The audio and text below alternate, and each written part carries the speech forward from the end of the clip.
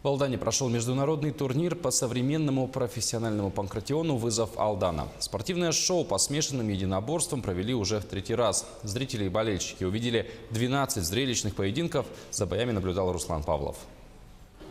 Турнир по современному профессиональному панкратиону проводится в Алдане уже в третий раз. В этом году он проходил под статусом международного, так как одним из участников стал испанский спортсмен бразильского происхождения.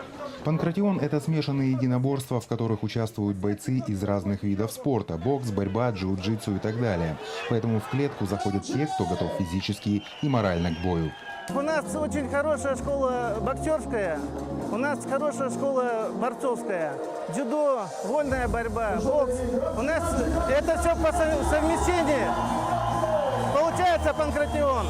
Наряду с алданскими спортсменами в боях приняли участие ребята из Амурской области, Забайкалья, районов и городов республики, разных национальностей и бойцовских школ. С каждым разом турнир по панкратиону «Вызов Алдана» привлекает новых участников. Хорошие бои, и с каждым годом состав участников улучшается. Да. Бои более конкурентные становятся, и соперники более. Те спортсмены, которые приезжают, уже с каждым годом все выше. События в клетке разворачивались по-разному. Были и выстраданные победы, где борьба шла до последних секунд, были и быстрые раунды. В целом зрители получили колоссальное удовольствие от спортивного шоу и поддерживали не только своих спортсменов, но и их соперников. Мне вообще Якутия нравится, и Алдан мне понравился. Я знаю, что здесь есть мужественные бойцы, здесь есть великолепный салат индигирка, поэтому я всегда в Якутии езжу с удовольствием. Ну и если серьезно, я поражен, конечно, энтузиазмом болельщиков, что это дорогого стоит, что люди приходят и болеют. То есть мне самое дорого вот это наблюдать. Впрочем, все ждали супербой между испанцем бразильского происхождения Фортунато Майконом Густаво и алданским спортсменом Александром Губкиным. Прогнозы на бой никто не решался делать, хотя все ждали победы от нашего спортсмена.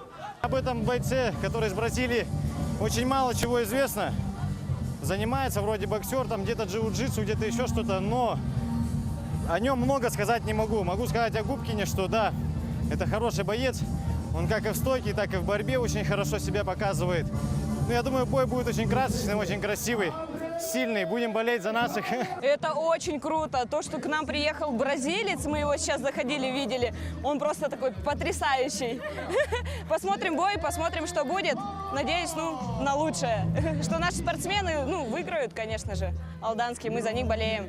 В отличие от проходных боев, супербой проводится в 3 раунда. 2 из них Александр Губкин, кандидат в мастера спорта по вольной борьбе, лидировал и держал соперника в замке, не давая ни малейшего шанса проводить контрмеры. В 3-м раунде алданский боец нанес нокаутирующий удар зарубежному гостю и завоевал уверенную победу в суперпоединке. В принципе, мы люди все одинаковые, и нет разницы, с какой ты страны, какой нации. У нас один Бог, и мы все люди. Главное быть человеком.